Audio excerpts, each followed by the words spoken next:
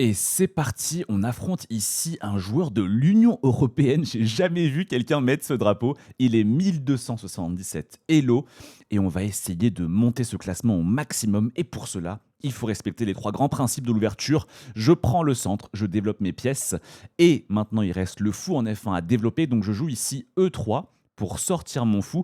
On développe en priorité les pièces de l'aile roi, notamment le fou et le cavalier. Comme ça, on peut respecter le dernier grand principe de l'ouverture, petit roc, et j'aurais ainsi mis mon roi en sécurité. Ok, je joue ici cavalier F6. Il utilise ici une ouverture qui est vraiment pas du tout connue, ça porte même pas de nom ce qu'il fait, et là on va jouer C4. Très important, C4 pour avoir un pion supplémentaire qui lutte pour le centre. Ici, il fait des prends C4, c'est très mauvais. Il échange un pion du centre contre un pion de l'aile, et donc ça me permet finalement d'avoir davantage de pions au centre. Et plus tard, mon objectif, ça va être de pousser E4 et ainsi avoir tout le centre pour moi. Ok, je joue ici fou prend F3. Encore une fois, c'est une imprécision. Je joue dame prend F3 et il a donné ici un fou pour un cavalier. Et ça, c'est plutôt un avantage pour moi parce que désormais, j'ai la paire de fous dans une position qui est plutôt ouverte et on sait que ça favorise les fous.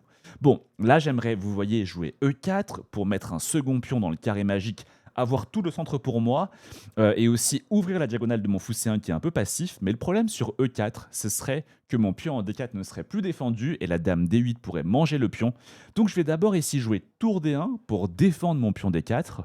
Et comme ça, je peux jouer enfin E4, avoir tout le centre pour moi, deux pions dans le carré magique et la diagonale de mon fou C1 s'ouvre. Donc je vais pouvoir le développer de façon extrêmement active, notamment en G5 par exemple, pour clouer son cavalier en F6. Ok. Et vous voyez ici pourquoi j'ai réussi à mettre un second pion dans le carré magique. Eh ben, parce que tout à l'heure, il a échangé son pion central contre un pion de l'aile, et donc il n'a plus de pion au centre, et c'est pour cela que désormais j'ai tout le centre pour moi. Ok, là mon objectif il est simple, c'est terminer mon développement, le fou C1 n'est pas encore sorti, donc je le sors, et ça va permettre aussi du coup à ma tour en A1 qui reste dans le coin de peut-être s'activer au centre. Ok, ce fou G5, c'est aussi super important parce que je cloue son cavalier et il a bien fait de bouger sa dame parce que autrement j'aurais joué E5 et son cavalier aurait été perdu. Il n'aurait pas pu se déplacer parce que sa dame derrière aurait été en prise et donc dame C7 lui permet finalement de se déclouer, c'est très très bien. Bon, ici, facile, quelle est ma dernière pièce qui ne joue pas? C'est la tour en A1. Et donc, je vais la sortir ici en C1. La colonne C, elle est intéressante parce que c'est une colonne semi-ouverte. Et dans le viseur, au bout, il y a la dame noire. Et donc, ça peut générer des tactiques extrêmement dangereuses pour les noirs. Ok. Il joue ici tour en E8, intéressant. Bon, comment je vais continuer ici? Franchement, je sais pas trop quoi faire. Et souvent, quand on sait pas trop quoi faire, il y a un coup qui est assez utile, c'est H3. Alors, ça peut paraître surprenant, on se dit pourquoi je bouge comme ça un pion sur le côté. L'idée, elle est assez simple, c'est que très souvent, et je sais que beaucoup de débutants peuvent se prendre ça, les mates du couloir, une tour arrive ici, une tour noire, et bim, notre roi, échec et mat. Et donc, en jouant petits coups de pion comme H3, souvent j'ai la case de fuite qui évite de se prendre plus tard des mates du couloir. Bon, ok, bon ici on va continuer. Comment on va continuer? Je sais pas trop. Peut-être que c'est le moment, les amis, de jouer des 5. Je suis pas sûr. Si je joue des 5, peut-être va y avoir cavalier E5, attaque la dame et le fou en F1. J'aime pas trop ça. Je pense que je vais jouer un petit coup de A3. Alors là, mon idée, elle est assez subtile. J'aimerais, vous voyez par exemple quand je joue D5, mon fou est attaqué par le cavalier en E5. Là, vous voyez, le cavalier B6 attaque mon fou C4. Bref, je souhaitais reculer mon fou en A2 et c'est pour cela que j'ai joué A3. Et en fait, l'idée, c'est que, bah voilà, comme ça, je n'ai plus de fou qui est un petit peu flottant au plein milieu de l'échiquier. Il est là comme un sniper caché. Et ça permet aussi de dégager la vue pour ma tour. Et ça peut être super dangereux parce que ma tour pourrait peut-être à terme attaquer la dame en C7. Ok, ici il joue cavalier en H7. C'est super important de me dire, dernier coup de mon dessert, qu'est-ce qui menace? Cavalier H7, très clairement, il menace ici mon fou en G5. Donc là, je vais, je pense, déplacer mon fou en F4 pour sauver mon fou qui est attaqué par le cavalier H7. Et aussi, j'attaque désormais sa dame en C7. Bon. Ok, il joue ici dame D7. Intéressant. Alors, ici, il faut voir comment on continue. C'est pas évident. Moi, je pense ici que mes pièces blanches, elles sont quand même beaucoup plus actives que les pièces noires. Ses tours ne sont pas encore au centre, son cavalier en H7 est un peu passif. Donc en général, quand vous remarquez que vos pièces sont plus actives que les pièces adverses, c'est le moment d'ouvrir la position parce que nécessairement vos pièces, elles sont plus prêtes pour le combat que celles de l'adversaire vu qu'elles sont plus actives et donc si les lignes s'ouvrent en général, ça va favoriser votre camp. Et pour ouvrir les lignes, c'est facile, il faut chercher le contact avec les pions adverses, provoquer des échanges de pions et les lignes vont s'ouvrir. Bon, si je joue D5, ok, il prend, je récupère également. Et là, vous voyez, s'il récupère, je vais prendre du cavalier. Et vous voyez comment mes tours, tout d'un coup, sont extrêmement dangereuses et elles vont attaquer énormément, notamment la dame noire qui est dans le viseur de ma tour. Et donc, vous voyez pourquoi c'est très dangereux, c'est vis-à-vis entre des tours et des dames, parce que dès que le jeu s'ouvre, eh ben, les dames vont subir l'attaque des tours qui sont en face. Et là, vous voyez bien l'application directe de ce que je viens de dire, c'est-à-dire que la position, je l'ai ouverte et on voit très clairement que l'ouverture de la position favorise le camp qui a les pièces les plus actives. Ici, c'est clairement les blancs, c'est moi. Ok. Donc là, c'est très dangereux hein, pour les noirs. Ma tour a sa dame dans le viseur, c'est ce qu'on appelle un signal faible de vis-à-vis. Et les signaux faibles, ce sont des choses qui sont présentes sur l'échiquier et qui indiquent qu'une tactique va avoir lieu avant même que celle-ci ait lieu. Et c'est pour cela qu'on appelle ça des signaux faibles. Et c'est très dangereux d'accumuler des signaux faibles parce que ça veut dire que vous pouvez vous prendre des tactiques très dangereuses. Ok, ici, il joue fou, prend B2, intéressant, il est gourmand. Il attaque ici ma tour en C1 et il a gagné un pion. Sauf que c'est très gourmand. Ici, ce qui compte, c'est pas du tout le fait d'avoir un pion de plus. Ici, ce qui compte, c'est l'activité des pièces. Et vous savez qu'une tour, elle veut des colonnes ouvertes et in fine rentrer en 7e et 8e rangée adverse. Je vois ici que la case C7 est croustillante, défendue par le fou F4. Bim, je débarque, tour C7. Et là, qu'est-ce qu'on remarque? Le fou attaque le pion F7, la tour attaque le pion F7 par rayon X, la dame D7 des noirs est menacée, il doit se déplacer et derrière le pion F7 va tomber, c'est sûr, ici il est tout à fait perdant, notre ami de l'Union européenne. Et là, vous voyez, on voit très clairement qu'à 1200-1300 Elo, les gens jouent bien, ils donnent moins de pièces, il y a moins d'erreurs tactiques, mais il y a une mauvaise compréhension stratégique, hein. À ce niveau, souvent, on est trop gourmand, on pense que le jeu se résume à gagner un pion, une pièce et ensuite la partie. Mais non, le jeu d'échecs, ce n'est pas que le matériel. Le matériel, c'est un élément stratégique. Il y en a 5 des éléments stratégiques aux échecs. La sécurité du roi, la structure de pion, l'espace et l'activité des pièces. Et là, on voit bien que l'activité des pièces, c'est quelque chose qui est très important. Et on voit que c'est beaucoup plus important ici que le fait d'avoir un pion de plus. Ok. Et donc, vous voyez, mes pièces sont tellement actives que désormais, tour prend F7. Je croque le pion F7. Sa dame est menacée. Mon fou a le roi noir dans son viseur. Et désormais, c'est aussi au niveau de la sécurité du roi que les noirs sont très mal. Il sacrifie carrément sa dame, mais fou prend F7. Il va faire roi prend F7, j'imagine.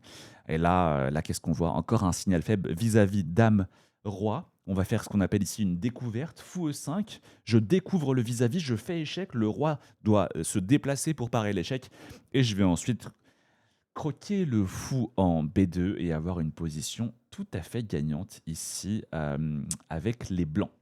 Bon, s'il joue ici cavalier F6 pour s'interposer, j'aurais tout simplement dame prend F6. Aïe aïe aïe, ça c'est une erreur de sa part quand même. Et là, on a la fameuse batterie dame fou qui est très très forte aux échecs.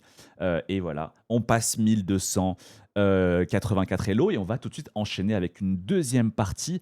Allez, c'est parti pour D4. Ici, on joue un joueur qui s'appelle Valtox qui est 1300 Elo et qui n'a pas de drapeau. C'est donc probablement un joueur qui est russe, j'ai l'impression. Parce que c'est intéressant, quand on passe sur le drapeau, il y a écrit « Cliquez ici pour voir notre position sur la guerre en Ukraine ». Intéressant. Du coup, j'imagine que c'est probablement ici un joueur russe, mais chess.com ne montre pas les drapeaux des joueurs russes. Ok, donc ici on joue C4 et ici il joue cavalier F6. C'est une erreur. C'est ce qu'on appelle la défense Marshall, et c'est une erreur parce qu'il faut plutôt jouer E6, gambit dame refusé, ou C6, la slave. C'est deux ouvertures très solides parce qu'on défend le pion central avec un autre pion, et le problème de défendre le pion central avec une pièce, et non pas un pion, c'est que je lui croque le pion, et il est obligé de récupérer d'une pièce, et donc il va ici avoir un moins bon contrôle du centre parce qu'il n'a plus de pions au centre et ça va me permettre, moi, de pousser plus facilement E4 et d'avoir l'entièreté du centre pour moi. Là, je suis ultra content. J'ai 2 pions dans le carré magique et encore une fois, comme dans la première partie, j'ai tout le centre pour moi.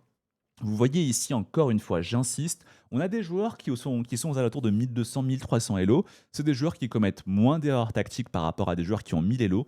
Mais les deux joueurs ici ont une très mauvaise compréhension des enjeux liés au centre et à l'espace. Et du coup, bah voilà, c'est pas normal de laisser tout le centre comme ça à votre adversaire. Bon, j'en profite ensuite pour développer mes pièces.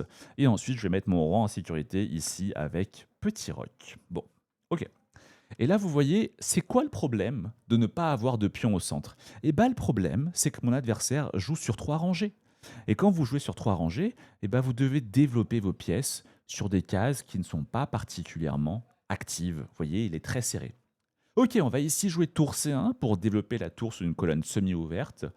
Voilà, c'est toujours intéressant. Les tours, hein, au mieux du mieux, on les développe sur des colonnes ouvertes, parce que comme ça, leur portée est maximale. Et sinon, bah, on les met sur des colonnes semi-ouvertes. Je rappelle qu'une colonne semi-ouverte, c'est une colonne où l'un des camps a un pion, mais pas l'autre.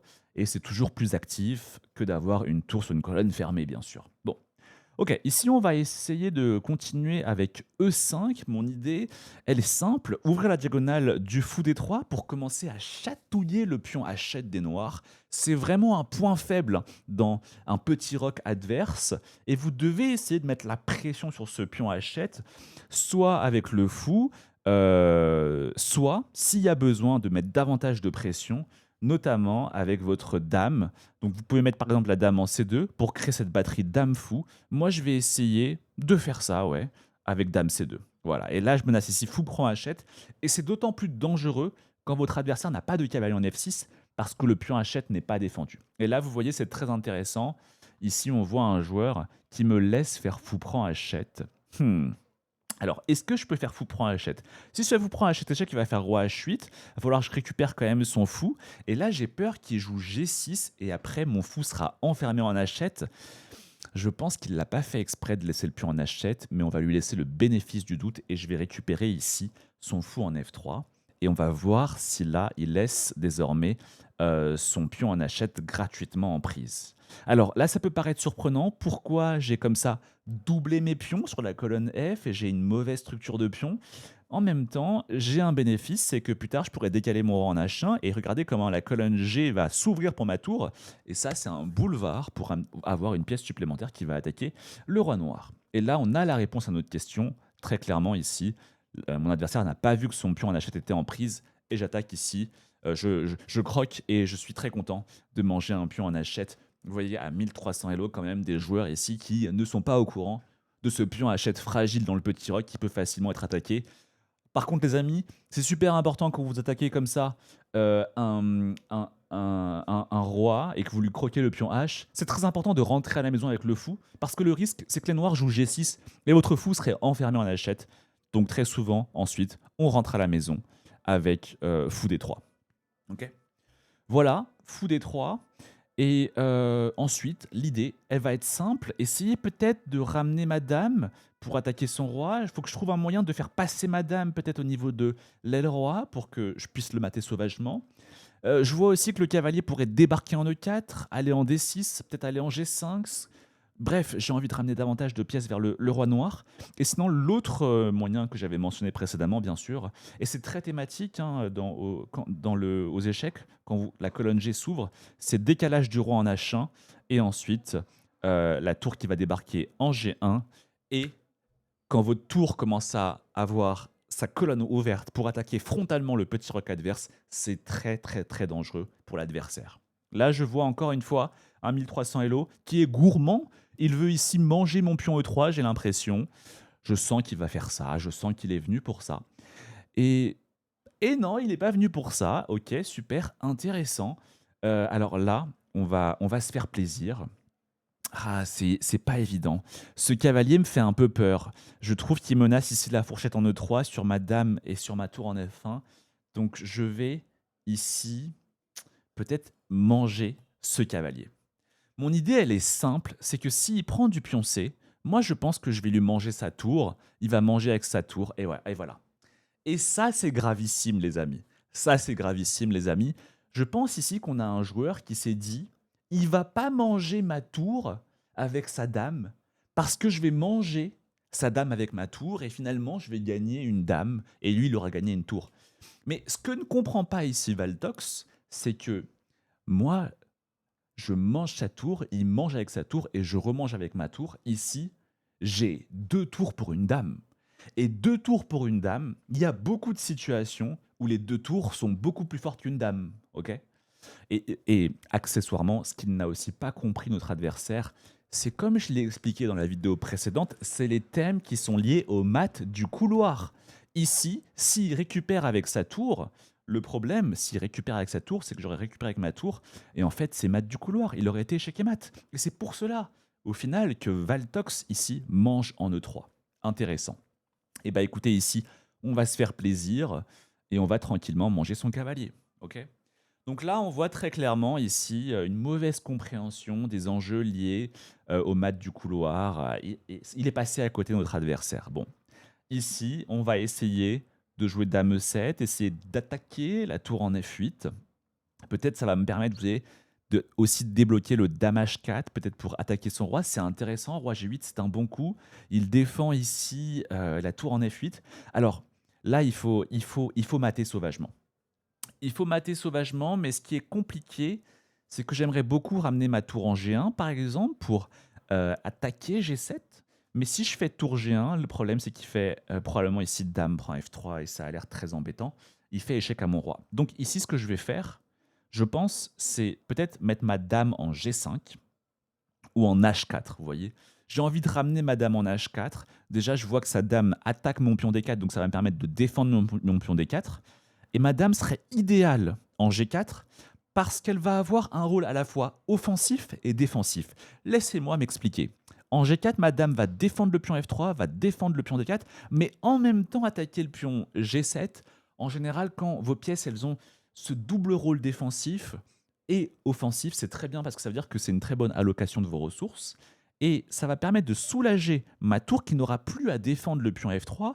Et donc ma tour en F1 pourra se décaler en G1, participer avec la dame à la menace de mat en G7, et elle n'aura plus à défendre le pion F3, qui sera défendu par la dame en G4. Bon, mon adversaire ici joue dame F5, c'est intéressant. Alors ici, il y a différentes façons, vous voyez, de mener ma barque. Je pourrais jouer dame G4 et opter pour l'échange de dames et faire la stratégie vicieuse, mais mon adversaire n'en peut plus et préfère abandonner tellement qu'il sait qu'il est perdant.